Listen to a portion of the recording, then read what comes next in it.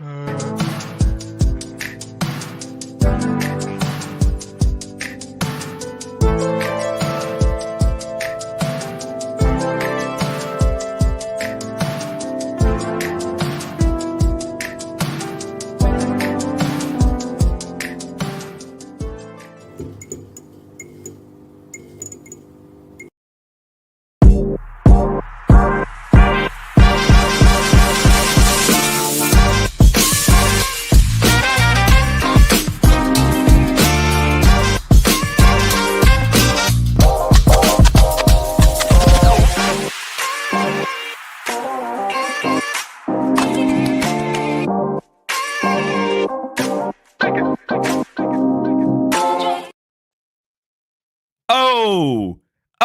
your host, Kevin Phillip Fox. No, this is Adrian Revito, and welcome. Good afternoon, good evening, good morning, depending where you're coming to us from. And if you hear those sultry, royalty-free sounds, you know what time it is. It's time for us to talk football. I've got my boys here with me. We're doing things a little different this way because Kevin is in the wind. Kevin is on hiatus. Kevin is the Sean McDermott of the Legit Football Podcast right now. Not to be seen. I can take shots because he's not here. But I've got my man, Himi Ray, Anthony Wayner. How the hell are you, boys? So good, man. That was a cheap shot. That was crazy. Look, I mean, how many times does he take shots at me when I'm not on the show? I feel like I need to literally get one every in. Time. Every time he takes a shot. We took so many shots last week. We're like, this how do we feel? What's your barometer, guys, on Kevin's mental state right now? I think he's not busy. I think he's avoiding the podcast because he's not emotionally able to talk about football at the moment. Yeah, we should have had an emergency pod that 5 minutes after it happened just to get his feels. But none of us, I don't think any of us messaged him after that. Yeah, I gave the mourning period. I feel like the grieving period needed to start there, and I appreciated getting it myself on the Packers. I think it took a day to hear from you guys, and to be honest, I wouldn't have responded on the day that I was furious. So I know them feels, but I have dealt with it, and I've moved past it, and we are here, and I'm very, very happy to be here. And I'm happy to see you guys because it's been a minute, and we have to talk football. Did you guys want to get anything off your chest before we get started? 3 more games left. That's a bad thing. Right. I just wanted to get it off my chest. It was eating me up inside. I wanted everybody else to remember that life is almost over. Yeah, it actually feels that way. And we've got Titan Maximum in the chat already. Good to see you, man. It does feel that way. It feels like it was just a second ago that we were like previewing week 1. We're here at the penultimate game. But before we hit those games, let's talk coaching highs, boys, because there's been a lot going on. There's 10 spots in the league. Some have been filled, some have not. But this is the most since 2022. Am I right with that? Himira, you're the stats man. 10 openings. Yeah, that's crazy. That's the do you know what's funny? League, man. The last time that this happened, which was 2022, I looked at the people who took those 10 openings. I'm fairly certain 9 are fired already. Fairly certain. I think Kevin O'Connell's the only one still employed. Yeah, there's some teams that just don't fire people too quickly. Yeah, it's fair. And then the rest of the teams do. I was just talking about that with someone that could say, like, why do teams like fire coaches on their first season, or why do they fire coaches mid-season? And I'm just like, if you bring a coach in to win now and they don't win, you fire them, right? But if it's like a first-time head coach, like their first job, give them a couple years. A lot of these guys on this list were supposed to win, and they didn't do that, and so it's time for them to go. And I think that difference between half the league that kept their head coaches because they're still rebuilding or they're still making adjustments and trying to build a winning team rather than win now. Yeah, and it feels like, look, to be a bit philosophical here, to like kind of look at the trees from the sky, it does feel like we're moving that way more so. It happened with QBs initially. Like if you came out of the gates from college, you used to have a couple of years to actually prove you could do it. Now it's like year 1, you're not doing it well. You're not Jaden Daniels, or you're not Jackson Dart being the more recent one. You're not Bo Nix. And it feels like over the kind of last 5 to 7 years, we've had that shift where like you're expected to come in week 1 and be ready if you're a top pick. Coaches used to get a little bit of leeway and a little bit of time to turn the organization around. Now it's kind of like, well, if you don't come in and turn it around immediately, if you're not a Mike Vrabel here, or if you're not a Kevin O'Connell, if you don't come in with immediate results, you're already on the hot seat. And I, for one, and I don't know about you guys, I'll take your advice here. I don't like it. I actually think you need time sometimes to turn around. Mike McDonald's a perfect example of that. He had a terrible first year. Yeah, I mean, I saw a stat. I think it was from a guy named Josh from the AP. It was like not a lot of coaches win a Super Bowl after like the 4th or 5th year with the team. And I was just thinking about it, like it makes sense, but also like not many. It happens to where coaches get fired, so it's hard to be like in your 9th year and win a Super Bowl when you're not going to make it to your 9th year for the most part, if that makes sense. So that stat was pretty interesting. But if you look at like Sean McDermott, John Harbaugh, Mike Tomlin, he stepped down. I don't think he was going to get fired, but he felt like it was time. It makes sense. I'm not against those types of firings or retirements, whatever happened with that, just because the expectations for those teams are a lot more real with certain quarterbacks at those positions or such a long time without playoff or success. It's just from a Colts fan's perspective, it makes sense, and the Colts don't do that at all, and the expectations just keep getting lower as the seasons progress. When Sean McDermott getting fired, that's the expectation so much higher, especially with a quarterback like Josh Allen. And let's start there. Let's start there with Sean McDermott getting fired, because that one came as a surprise to me, and I can understand both sides of the argument. Yeah, I can get that you've had probably the best player in football for the past however many seasons it's been, where he's been playing at that level. I'm not going to count his first 2 years in the league. And you weren't able to get to the dance. And I do understand the thought process behind he's not going to get us there. But I also, if I can give Sean McDermott some slack here, because I think if you're asking me, if I was Kevin, and if I were, from what I know about Kevin, he loved Coach McDermott. I don't think he's going to be happy that he's out the door. And he kept them competitive and in every game all the way through. Now you're going to say, well, yeah, Josh Allen did a lot of that. And I understand that, but it's like, not getting to the Super Bowl is such a hard expectation to lay on any team, because you know what it is? You know, if that's the dance, right? And at the dance, and in the dance there's one girl and there's 32 guys trying to dance with her, and only 14 of them actually even get in the door. What are the chance that you are the one dancing with that girl at the end of the season? It's not an easy feat to accomplish just statistically, right? Even if you are above average, you're still unlikely to dance with that girl once every 15 years. So the fact that he's kept them in there and they've always been favorited, and you can put some of that down to Josh Allen. I think you can put that down to McDermott. He does make some bad decisions, but I feel like he's accountable and his players come to play. I don't know if this was the best move for the Bills. Yeah, Adrian, I don't know. I think you were asleep. The Bills owner had a crazy meeting today, or like interview with the press today. Did you see any of it at all yet? I woke up an hour ago. He pretty much like he threw Keon Coleman under the bus, in terms of like saying it was the coaching staff's decision, not Brandon Beane's. He basically said it was like, it came down to the last game is why he made that decision. Like it was solely based off of the last game. So it could be completely different, but it was a very eye-opening press conference that, I don't know. It was pretty transparent, just like the Ravens had. It's like, it's just time to move on. He didn't reach expectations this season, and this was kind of like the breaking point. I understand it, but I'm on the same page as you. It's like, will you bring in somebody better that will move the curve? I don't really think that's what it is. I think it's more of just like a culture reset, mind, like motivation resets. Like hopefully this boils it down, and like they feel rejuvenated, I guess, with a new guy in. I think that's what it comes down to, because I don't think it moves the needle one way or the other. I think they need a better team overall, and I think just a whole new reset after 9 seasons is what they felt like they needed. But I don't know if it really makes that much of a difference for next season. I feel like from like a business standpoint, and you know, when you're an NFL organization, you treat it like a business. You have your general manager, and you have the guys that you hire underneath you, the head coach, the coordinators, and you have the players to perform. And say you're like selling cars and you don't meet your quota after a certain amount of years, they're gonna find somebody who will. If you're not meeting that quota, they will find somebody who will. You're always replaceable. Every head coach is replaceable. If you're not doing what you're hired to do, you're going to be fired. And it's just point blank. Like he couldn't do it in Buffalo. They got so close so many times, but how many more years can they get so close? And so I think it's a fair fire, just because they can't break through that ceiling. So they have to find someone who will. I mean, Josh Allen had 5 fumbles or like 5 turnovers but you're not firing Josh Allen.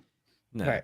So I mean, you're not. That's kind of my point, right? True. Because you said if you made the call in the last game, that's even more annoying because that last game was filled with things like that alleged pass that was not a pass, or there was there was that mistake by Josh Allen at the end of the first half, and you might say and there's absolutely an argument to be made. Why were you even going for something when you're that far out, no timeouts? I get it, right? But it just seemed like a snap decision, and in a situation where really, if I'm the Bills owner, I want an offensive mind. Stefanski's already gone. Mike McDaniel's already gone, although he wasn't at the time, so I'll grant him that. But who are you going? I mean, I'm looking through the current availabilities. There's no one with pulse on the wall that are going to be able to come in and you've got people you can take a risk on, but that's exactly what it is. It's a risk, and you might say, well, I want to risk it for the biscuit, or I stick with what's safe. Brian Daboll. Yeah, that'd be interesting. Is that going to happen? I would say hard no. Yeah, I'm gonna say no. Hard no. Look, I just can't imagine. Big owners, big ego. I can't imagine them taking someone they fired and then giving them a promotion. Yeah, I mean, it would be like Josh Allen's service. He also said he didn't talk to Josh Allen about the head coaching firing either, by the way. But that seems to be normal for owners with a Sean McDermott firing. It also seems to be synonymous with an upset quarterback, little things like that where it's like, I made this major decision that impacts your future and I didn't even talk to you about it. Josh Allen would it be fair to say the best player in the league right now? Top three. Yeah. All right. If you've got that in your building, you should be doing what you can to keep him happy, and you should talk to him first. That's whether what happens behind closed doors, who knows? But I don't know. All right. I don't think owners do that. But yeah, I agree they should. But yeah, it's an ego check for sure. Well, look, but see, this is the thing, right? So Joe Burrow got talked to before certain moves were made. Aaron Rodgers used to complain that he didn't. Pat Mahomes is absolutely involved in conversations now. When you've got one of the best, I agree. Owners don't have to talk to every player about every move, but when you got one of the best, you should be making an exception. That's where I sit. Let's move on. Yeah, it's your 1-2 punch. That's why they get paid so much.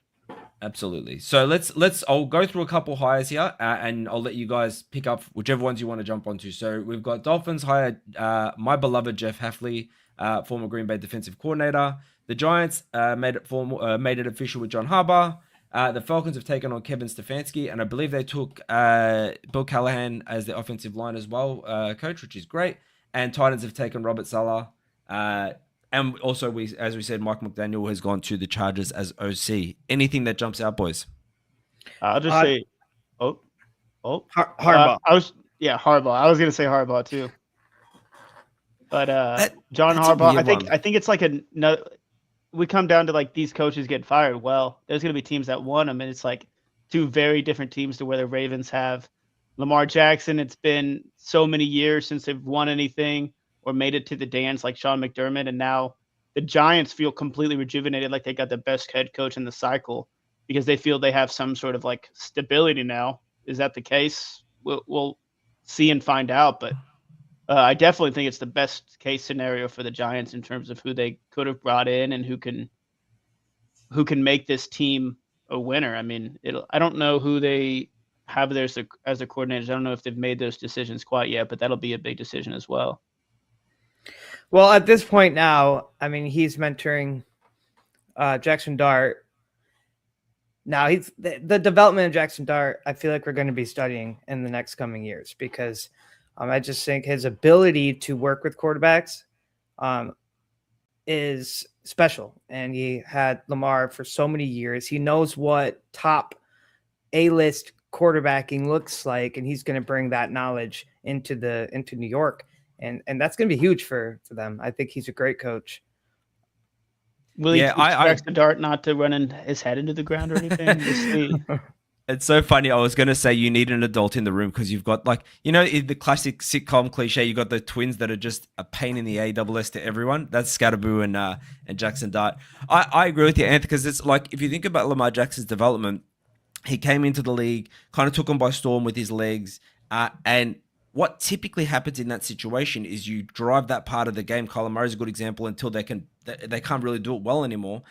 Instead, Lamar Jackson was kind of like the pinnacle of what an athletic quarterback would be. He started to learn to stay in the pocket. He stopped scrambling out as often, and he started passing with a lot more accuracy.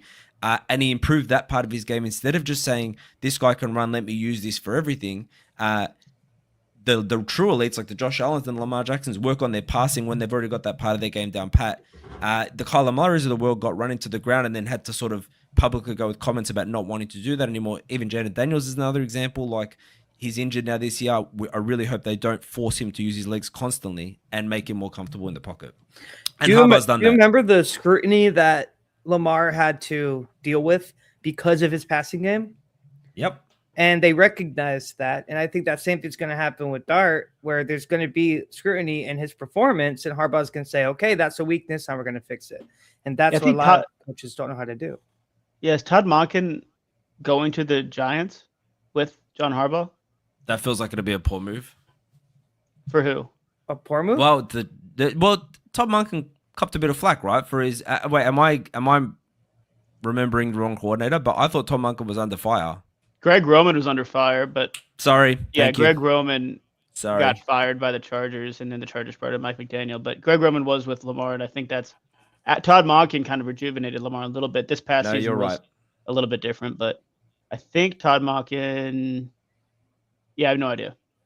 I think he's still interviewing for head coaching positions and stuff. So, but I wouldn't be surprised. And no, give a shout out to Joe Crack.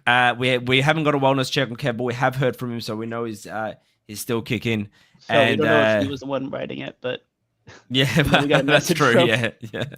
Sounded uncharacteristically not like him. But shout out to Joe Crack. Thanks for joining, man. It's going to be a while till I get one of your ridiculous trade offers in my inbox. It's going to be a few months now, but I look forward to it. Need that off season. All right, should we hit the games? What do you reckon, fellas? Can you give something to the Dolphins fans on your DC getting? Yeah, I am gonna cautious optimism for the Dolphins. I think Mike McDaniel.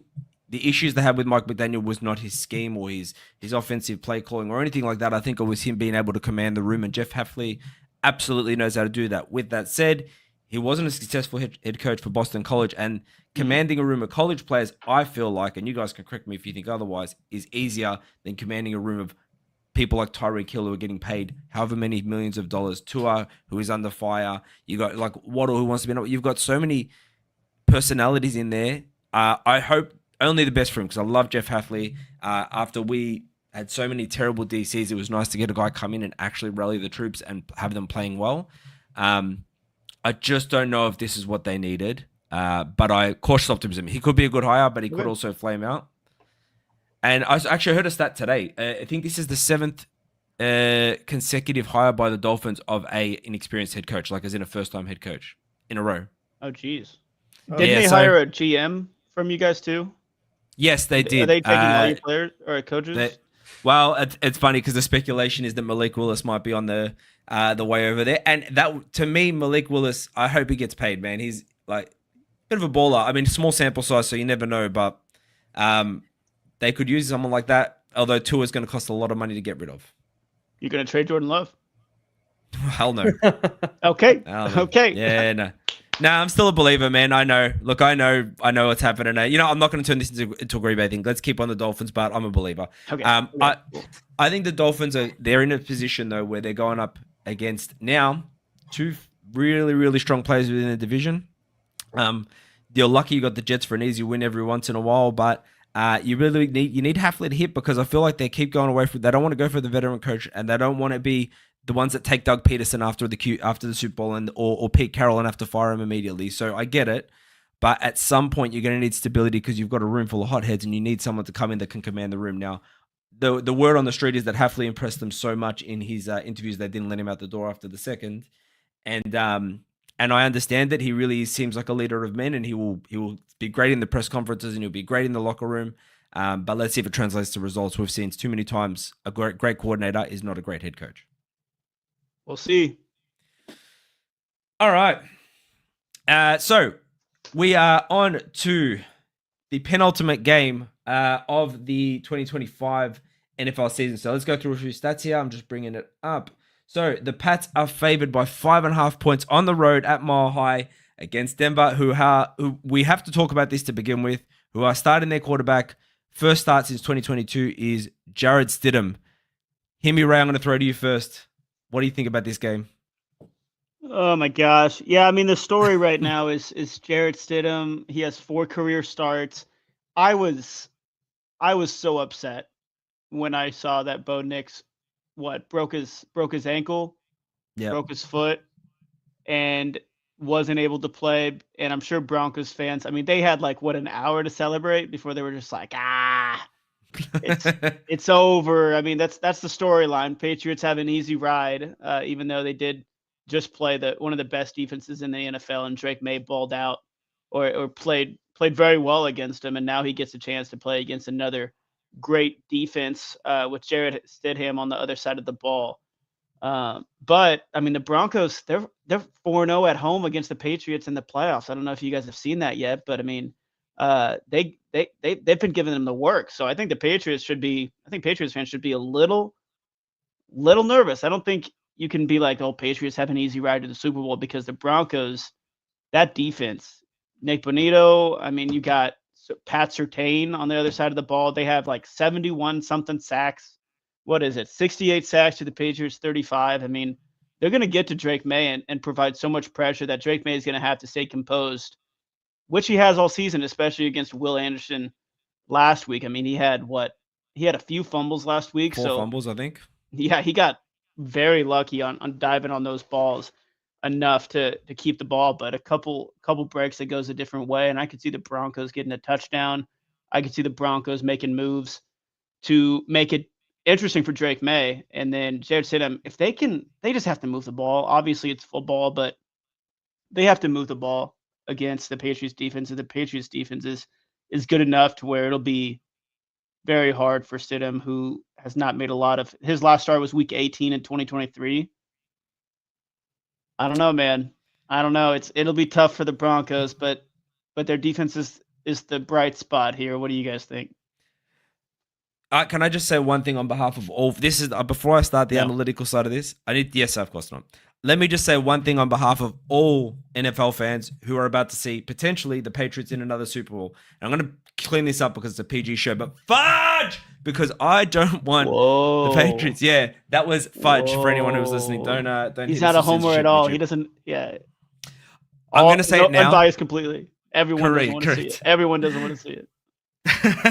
I'm going to say it now because now I'm going to put my analytical hat on, but I will say it's a much more fun Patriots team to watch, and obviously they're new and they haven't had the same success that Tom Brady did, but it just, for us who would just love to see, well, I'm not going to say us because I had one 15 years ago, but 15, yeah. But for us who would love to see a Super Bowl, to have them in again potentially really sucks, and to have this happen, whether it goes this way or not, the Broncos could absolutely win this.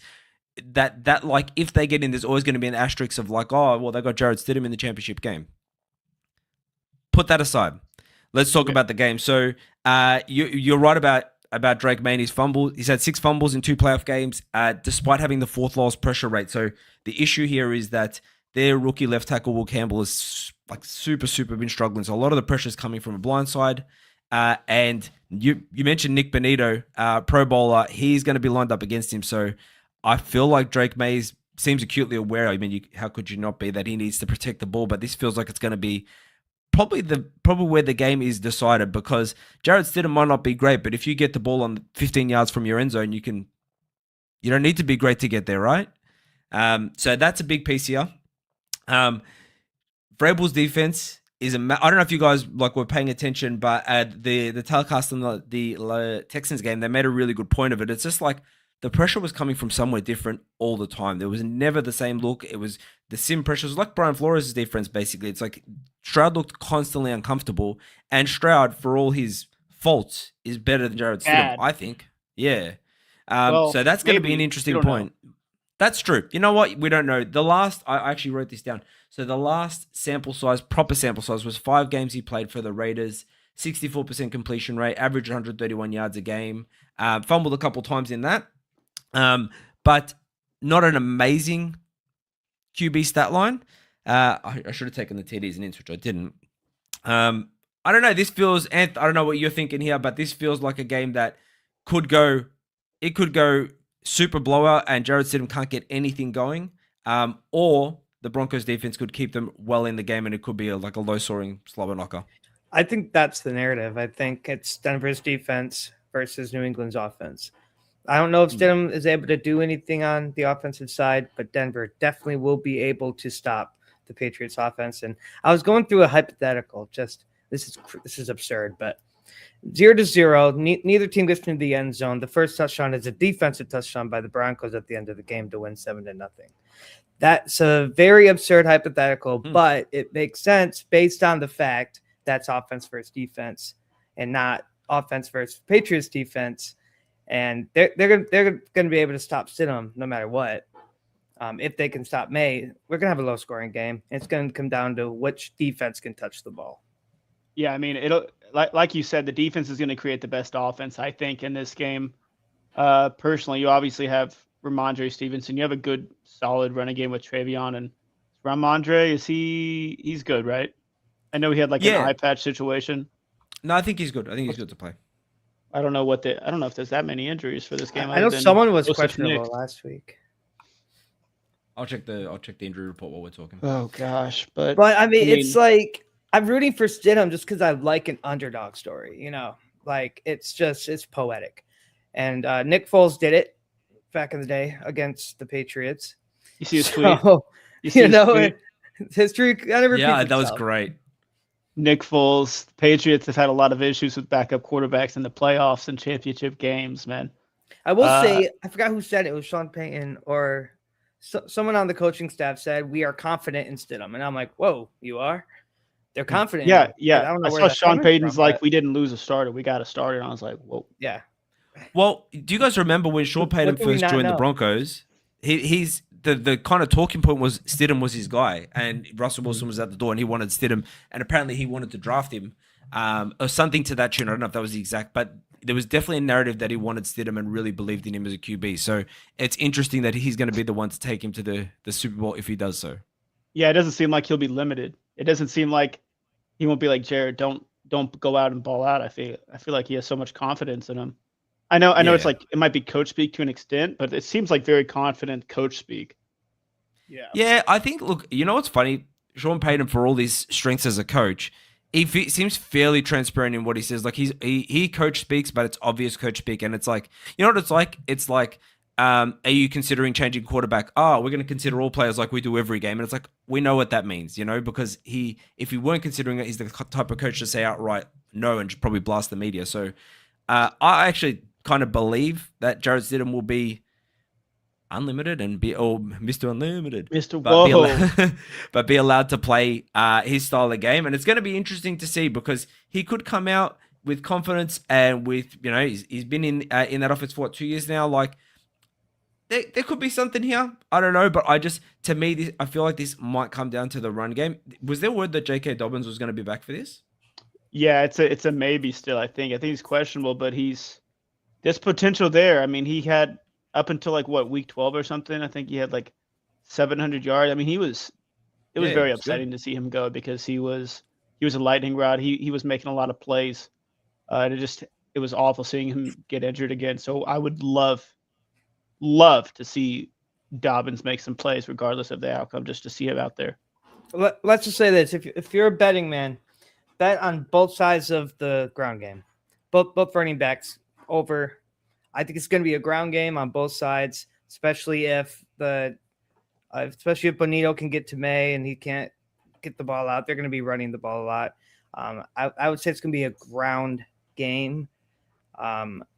Whoever can stop the running back. Well, yeah, I agree.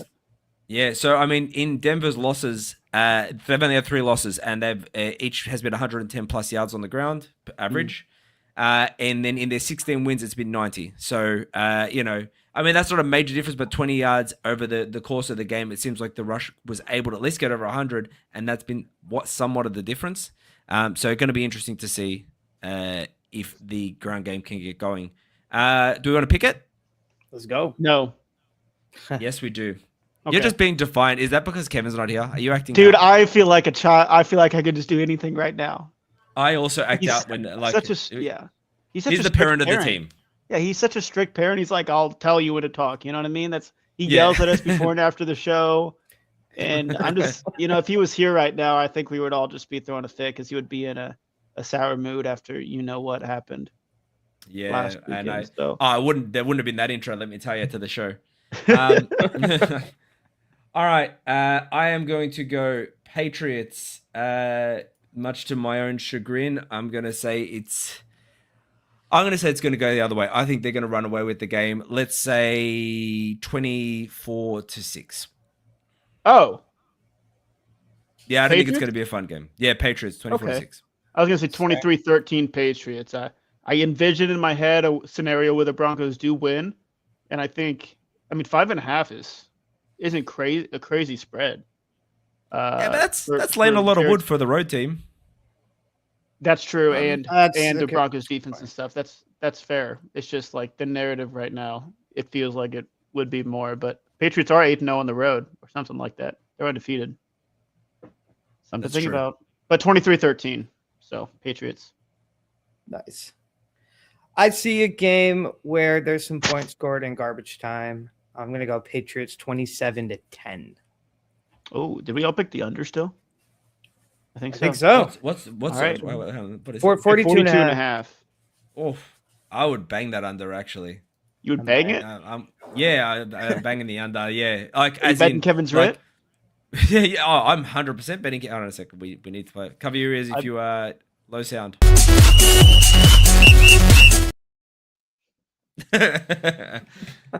100%. It comes up. I actually have a story about betting on the Patriots against the Texans. So the over was 44.5, and I bet on the Patriots money line and the under. They scored 44 total points. I won by a half point. It was fantastic. Oh, you won by I bet the under. Wow. Were you sweating? Oh yeah. I'm like, I thought there was a score at the end there. I'm like, no, please don't. Every turnover, you were like, yes. As soon as it's a final score, turnovers later, points, I'm like, that's it. Yeah, turnovers are like a blessing or a curse depending on where they turn the ball over. And there was like turnover every other drive, so that would have been fun. I was watching that Patriots game, and we've got a group chat, a couple of friends of ours that just lights up through the match, right? And everyone was sort of like back and forth, and I was from halftime. I was like, the Patriots have got this. I could feel it in my bones. The Patriots are winning. And my best friend is a Patriots fan, an obnoxious, if you're listening, an obnoxious Patriots fan, and he's going to be we're watching the Super Bowl together, and if they're in it, he's going to be unbearable. Obnoxious. Over under murders for that day are 0.5. Know what I mean? Oh yeah. All right. Rams at Seahawks. It is Seahawks are 2.5 point favorite, over under 46.5. Third time these teams are meeting. Ant, maybe we can start with you on this one. What are you seeing in this game? It's tough because the Seahawks they just blew out the 49ers like it was effortless. And the Rams struggled against Chicago, win overtime. The cold weather didn't help, but their offense struggled. So if you look at the tale of two cities, and one city did much better in every part of the game where the other city struggled. And all against the Panthers too, and then against the Bears. It's just one team's just simply playing better than the other, and I don't think the Seahawks are going to run away with it like they did the 49ers, but the Rams have a lot to work on, I think, and especially being in Seattle where it's going to be loud. I won't make my prediction yet, but at this point, it's like target Nakua.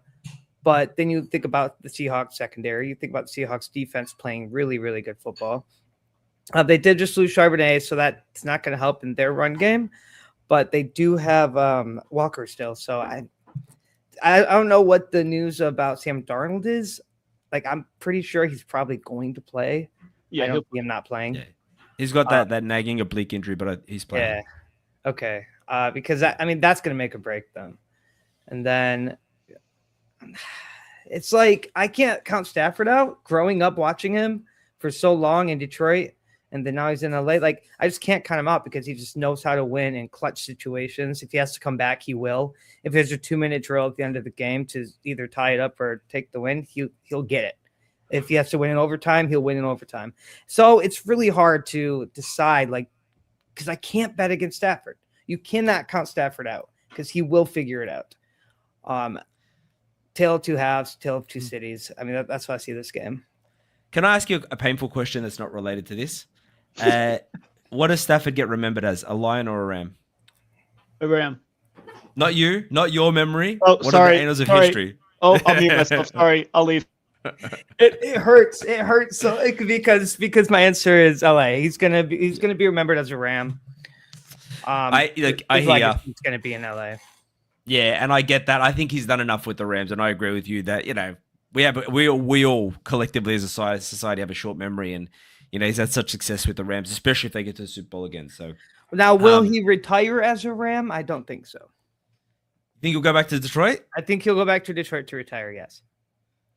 That's an interesting point. I wonder, because if he gets 2 Super Bowls, if he does, and we Sean McVay, you know what? Interesting point. I don't know. I'm kind of right on the fence on that one. Onto the game though. What? Is Phil Rivers going to retire cold now that he had 4 games with us? But he the didn't have much Rams won't success. admit it, but Stafford is who he is because of Detroit, and of course, I don't think that can be forgotten. His legacy will be Rams, yes, but I don't. Yeah, it'd be a mix. It was like Peyton Manning was an interesting situation too because he went to the Broncos and had so many a very record-breaking season and then Super Bowl win. People always fight about Peyton Manning, so I'm sure there'll be fights when he's retired and all's said and done. But you both take credit for him regardless. So yeah,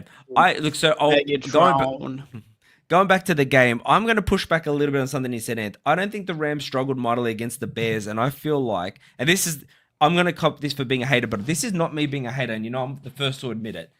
That Cole Kmet touchdown was 120% luck. Shouldn't have been anything. Even the coverage man just misread it and went the wrong way. Right place, it should have been. Time. Yeah, it was just one of those things where it's like if he threw that ball 100 times, 99 of them are either getting picked or ending up nowhere. So I'm not going to give Ben Johnson credit for that, and I'm not going to give Caleb Williams credit for that. It was good that he got the ball off and towards the end zone. He gets that, but he's also an NFL quarterback.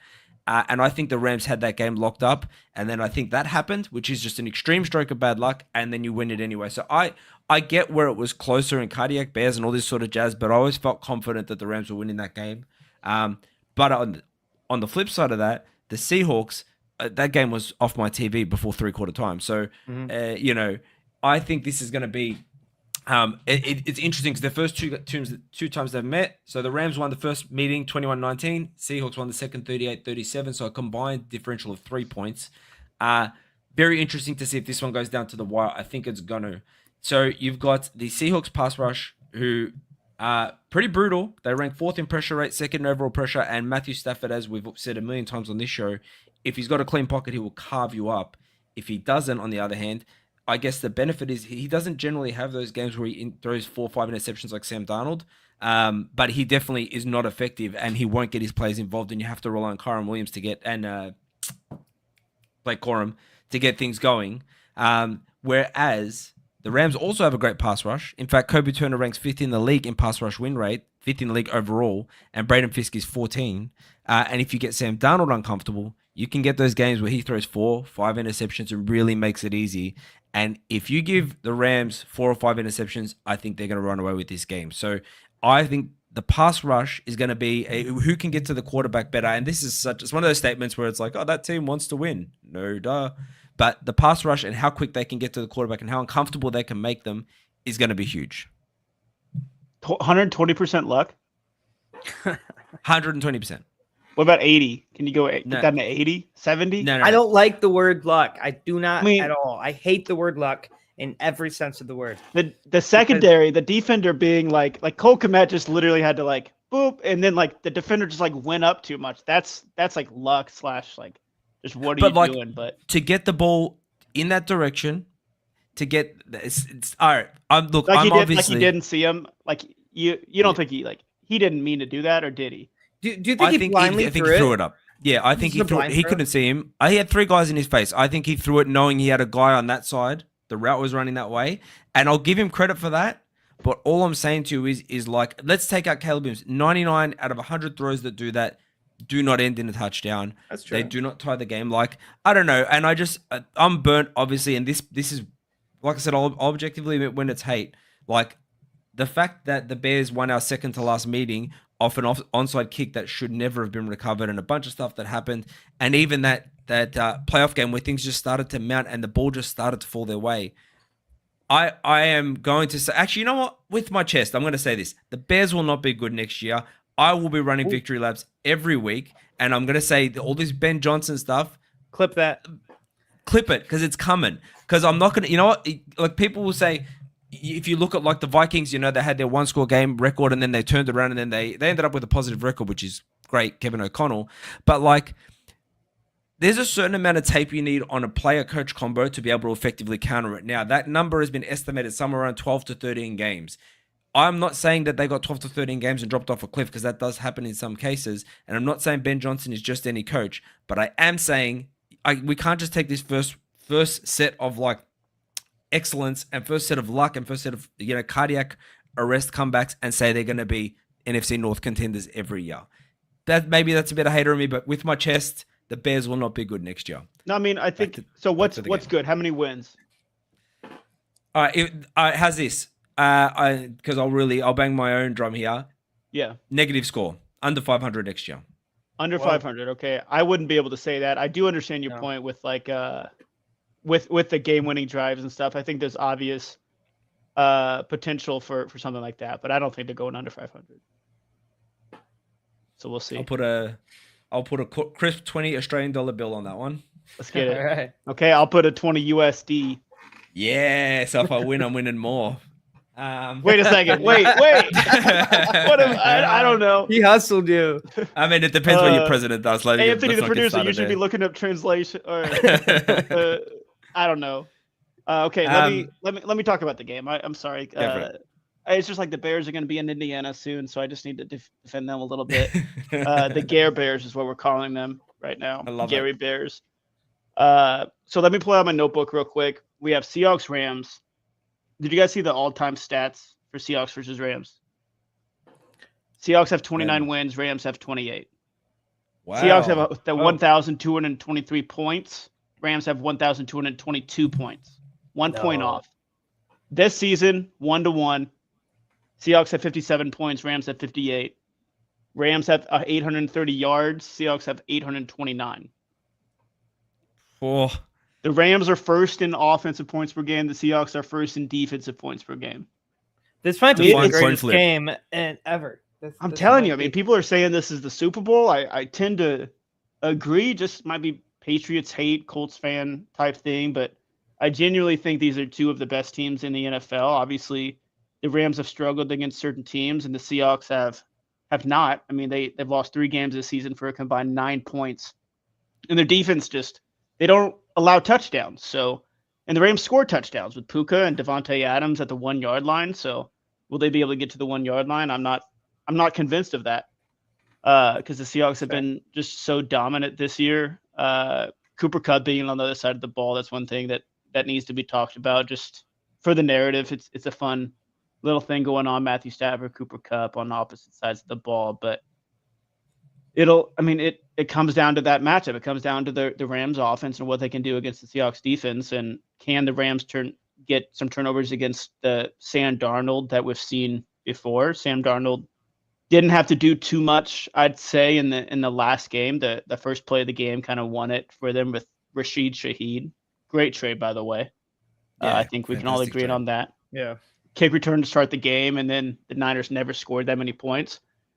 For obvious reasons, and then their run game, Kenneth Walker 3 touchdowns. So Sam Darnold's going to have to show up for this game, but we know the Rams offense will show up in some capacity. But like Anthony said, the Seahawks being the 12th man there, I mean, we haven't seeing the Seahawks at home in the playoffs is a sight to behold ever since Richard Sherman talking trash to Michael Crabtree back in the day. So it's a beautiful thing to see with the Seahawks, with the defense that I don't think they have any all pros, if I'm not mistaken. So that's a crazy crazy thing to think about. But I don't know, man. It'll be tough for the Rams. But the Seahawks, if they make some mistakes and the Rams can get a couple touchdowns, I think it could be a fun game. But I think it's a guarantee it'll be like a 1-point game based off of those stats. Well, the last time they met, and you mentioned Nakua, like he torched them. He went 12 for 225, 2 touchdowns. There was he got matched up a couple times.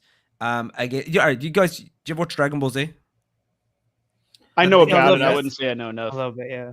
A little bit. Okay, all right. You might not know this, but there's a kind of trope in Dragon Ball Z when they're training. It was in the earlier phases, and it's like evenly matched, and then Goku takes his weights off his foot and drops them, and it hits the ground really and makes a big platter. And it's kind of like he was running with weights the whole time. Josh Jobe had those weights on and never took them off the last time these guys met because Nakua actually absolutely torched him, and that happened because of scheme, and he got schemed into that friendly matchup. But I don't think Mike McDonald will let that happen again, and I think you'll find Devin Witherspoon will probably be shadowing him. He wasn't that effective in the last Rams game. I think he went for, I'm going off memory here, but maybe 50, 60 yards. Against the Bears? 5 catches. Yeah, something like that. He made plays at the end, but yeah, I think the weather was just like the Rams weren't doing crazy much, but yeah, they'll probably do more in this game, maybe. I don't know. If they get him going though, and if you get one of those games where Nakua just takes over, I think that will be the game. If I'm being honest, like there's a lot of things that could decide here, but I think if Nakua gets going, and that obviously means that Matthew Stafford is getting the ball out with enough time to throw, I think that will be the game. I guess if I think about like, all right, the Seahawks defense is amazing. Rams defense is fantastic. I still think though, if you compare their offenses, yes, JSN has been great, but I just don't know if they've got a run in them, the Seahawks, where you're not going to get that Sam Darnold game where the lights are too bright and he starts to throw interceptions and he's scrambled and he's seeing ghosts and every other cliche that comes out with his name. I think the Rams will take this one. And I don't know if let's keep going. If there's anything else to add on the game before we pick it, but kind of gave away my hand there. Yeah, I mean, I think we've talked about almost everything. One other stat I'll throw out there is the passing yards leader. So Matt Stafford against the Seahawks, #1 defense. In the past, in terms of that matchup, the passing yards leader is 0-5 against the #1 defense. So it tends to be where the passing yards leader doesn't. The defense gets kind of the one up on that. So that's a stat that means nothing, but also there's a pattern there. Yeah, but, you know what, though? I feel like you can find patterns for anything, but I didn't know that. But I found it. We found it. We got it. We got the script, right? There's no way it's 1-5 after this week. It's so funny. They had the picture. There was the picture of the quarterbacks when there was 8 teams left, and the front 4 were all the ones that went through. It's like there it was. Script was right there all along. I mean, we should have known. Did we see the graphic for this week yet? We can just make the picks based off of that. Yeah, you know, it's like it's a big conspiracy, and it's obviously I don't think it's true, but you could argue with the way the games go and how every game is a clincher, and like there's an argument to be made. This is the WWE, right? Like if there was a big conspiracy dropped in 10 years' time that was like the last 5 seasons have been absolutely scripted, would you be shocked? You know how terrible that would be? That would make me I'd be so upset. Oh my God. I'd be so upset. And then they just throw out like a Seahawks-Niners game just to steer us in a different direction. Like, oh, it's 41-0, something like that. Like, hey, we have a blowout here. They're not all good games. Yeah, that's I'd be shocked, no, actually, I'm not going to go political. Oh, I would too, because there's some of these catches that are like how was Booty's catch, that touchdown catch at the end of the Texans-Patriots game? Ooh. And for that to happen, that's the argument for it not being scripted. Because how do you script something like that? Right, it's easy, dude. You just tell him to go make that catch. Oh, you know that meme where they're fixing the computer? Oh my God. Yeah, I mean, I've been to games before and I see them like rehearsing their plays on the sideline, like. And if they don't get it right, they have to like rewrite they just have to. There's improv obviously involved, Adrian. Come on. Like the defender wasn't supposed to be that close. You know, there's a lot of like Odell. That was obviously improv. Come on. No, improv doesn't have a script, so you just exactly. Well, but when you go off script, you have to improv. True. They expect the unexpected. Well, we might need to talk about this off camera. Right. I disagree. I think we should delve into this right now in extreme granularity. Can we talk about the Niners practice facility next? Yeah. Someone get an EMF electromagnetic reading is off the wave chart. reader. Yeah, where are they Yeah. going to practice during the Super Bowl? It's insane shit. Who's going to get injured because of this? If that happens, that's going to be such a narrative. If it's like a couple injuries in the Super Bowl. Which there will be, Anyway. and they'll make the narrative. Pick it away, Himi Ray. 27-26 Seahawks. It's a 1-point game. Obviously, no doubt in my mind. And I like the Seahawks here. I was actually, Anthony, you go first. Okay. So the Seahawks just seem to have it a little bit more together. And I think Darnold on that stage, he can probably get it done. But I can't count Stafford out. So I'm going Rams 52-49. Whoa. 52. Holy, 52. that would be How many points? 49. That would be the best NFC Championship game ever. I hope you're right. I seriously hope you're right. That's the over. It's smash the over. That let me check. Each team hit the over of the total with that. I just see so much scoring. I mean, this rivalry, it's so intense that they're just gonna be falling out the entire time, all 4 quarters, and it's gonna come down to the very last second of the game, and Stafford is going to be the one to throw it to Nakua in the corner of the end zone to win it. I hope you're right, Anthony. So do I. There's nothing I want more than a 52-49 game. That's all I've ever wanted. Awesome. I mean, if there's a 52-49 game, join us back here for a 3.5-hour in-depth breakdown of every play because that's happening. Yeah, and Anthony just show us the script that he has because what the heck? The improv script. I'm going to, similar to you, Himi, I'm going to say 28-27 with the 2-point conversion being the difference Rams way. What the heck? Can we talk about JSN too? JSN's a baller. We got the 2 best wide receivers this season in this game. Yeah, he kind of came out of nowhere, huh? Like, as in he was, he was always sort of number 3, really. And then just out of nowhere, I'll just hit the top receiver in the league this year. I still, for what it's worth, if you were picking for your fantasy team, Nakua or JSN, who you Nakua. Yeah, same. Nakua. Yeah. You know what's funny? Actually, I heard today, I was listening to another pod that apparently Harbaugh wanted Nakua in for the Ravens, and he didn't get his way. And that a slap in the face. Yeah, and Colts wanted Tom Brady. You know what I mean? Yeah. Or not really, There's but there was like someone quoted that. It was like the Colts. Everyone had Tom Brady rated as a first-round quarterback. They just didn't pick him. Sorry, I have our first appearance. What's this? Pick a score. Pick a score. Can you say Rams 28? Seahawks 27. All right, buddy. Oh, he said Seahawks 29. Oh my gosh. Wow. Guys, I apologize. I'm going to have to wrap this up. Okay. So, actually, you know what, Panda, just for a second, if you can wrap it up, I'll be back. All right. Okay, sounds good. Bye, Adrian. I think we're done. I am coming back. You know what, actually, let's just wrap it up, guys, because I do have to wrap go. it up. So let's just say it's been great to talk football with you guys. We will be back to hopefully recap this game. If you're watching, thank you to the currently 334 in the chat, all those in the comments. Anything you guys want to say before we finish up? 52-49. Daniel Jones MVP next year. All right, guys. It's been fun. I have to run. So we will see you back here next week on the Legit Football Podcast. Make sure you subscribe to legitfootball.com. And we are Kevin Phillip Fox out.